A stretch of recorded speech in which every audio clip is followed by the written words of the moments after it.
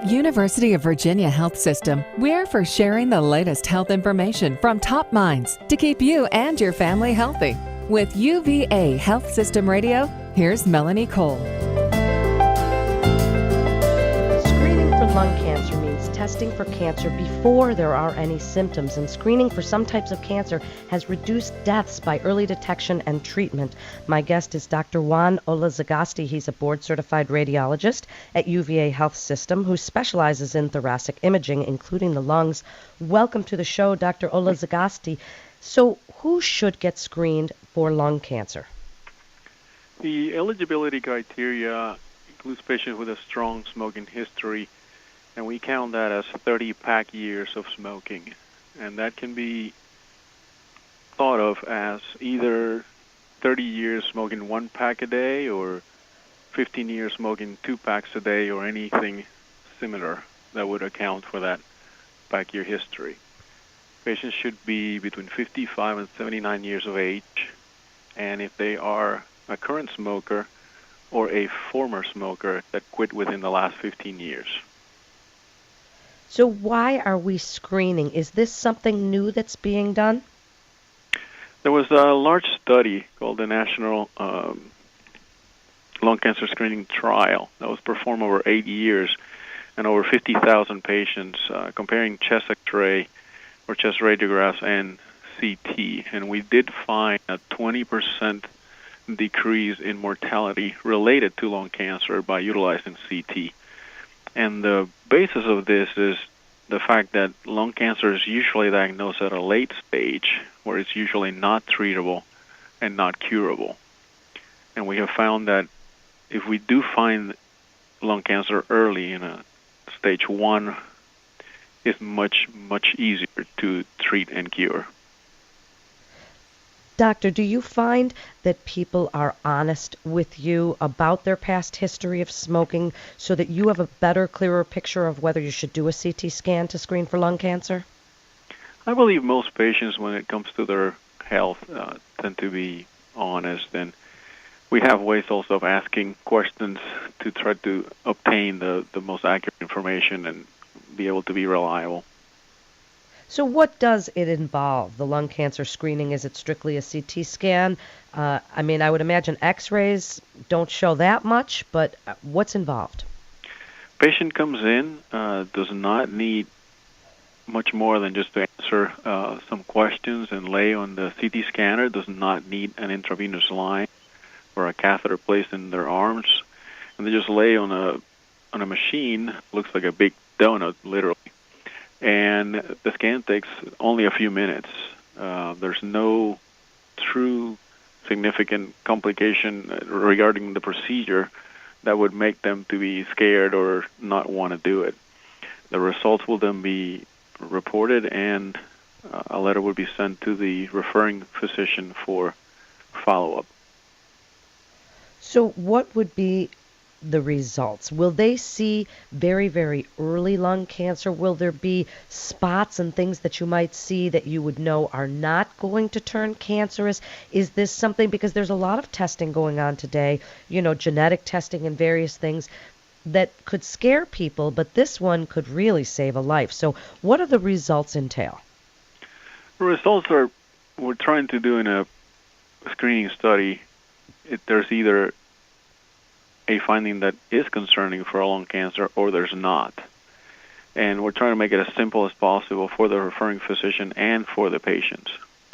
Sometimes there are incidental findings. As we scan through the lungs, there's going to be other areas that we're going to see, including the heart, some organs, pieces, at least portions of some organs, such as the liver, the adrenal glands, the kidneys. And we do find sometimes what we call incidental findings. We're going to follow guidelines that tell you which of those findings are important and need to be worked up further and which ones are not.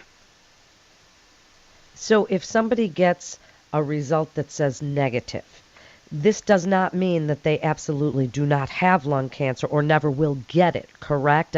Is this something that you do on a regular basis once every 5 years or 3 years or something if you are any of those risk factors that you discussed? The actual recommendations from that study and the American College of Radiology, as well as many other chest and thoracic institutions, including surgery and pulmonology, is that this study is performed yearly for the life of the study with this patient between 55 and 79 years of age. We have found a significant amount of cancers on the first scan, but at the same time, many patients actually develop the findings on CT on their third, fourth, fifth scan. So it's very important that the patients understand that this is not a one-time study, but that they need to continue coming to the routine follow-ups on a yearly basis. And is this something that insurance is jumping on board with, this type of screening? Might it be considered part of a wellness screening if you were a current or former smoker or fit into any of those categories? Yes, actually, the United States Preventive Task Force just did a full recommendation, a grade B recommendation for this study. There are several insurance companies that are paying for them. Right here in Virginia, for example, Anthem is. But we expect that the government will pay for this study as of January 2015. And what might a suspicious result tell us, doctor, that would send somebody maybe to see an oncologist? Or what would be the next step if somebody gets a suspicious result? Hopefully we find one that the patient does not need to go directly to the oncologist, but can actually go to a surgeon. If we find it on a stage 1 and the patient is a good surgical candidate, and that has to be obviously evaluated thoroughly, these tumors can be removed early enough surgically, and they can actually be considered cured, which the words cured and lung cancer, for as far as I've been practicing, were not something we would say in the same sentence. So maybe if they're a good candidate for surgery, they go and get that. And then would they keep having these tests to see if anything has changed, because it would be quite scary to get a suspicious result of something like this for if you were a smoker in college or something along those lines.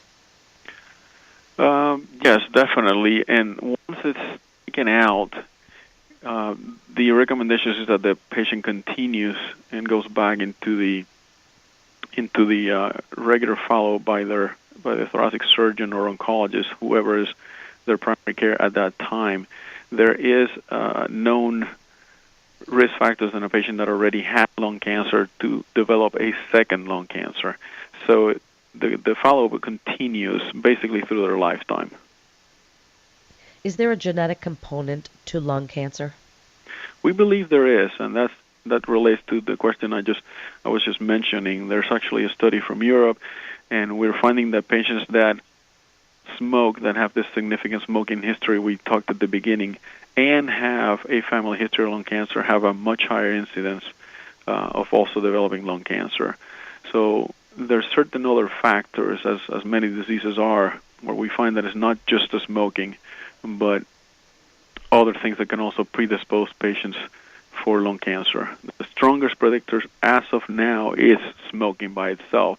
So this in no means I want to transfer information to the population that they believe that if they don't have a family history of lung cancer and they're smokers, they should not get screened. That just adds to their risk factor, but the most strong factor at this time in the literature is smoking in itself. In the last 30 seconds, doctor, why should a patient consider UVA for their lung cancer screening? We have a comprehensive medical team, including pulmonologists, which will assess the patient for smoking cessation, thoracic surgeons that are purely dedicated and trained in the removal of lung cancer and thoracic malignancies, and dedicated thoracic oncologists, as well as thoracic radiologists or medical imagers, which is what I do, where our focus is purely on the lungs. And that does finally give better results for patients. Thank you so much. You're listening to UVA Health System Radio. For more information, you can go to uvahealth.com. This is Melanie Cole. Thanks for listening.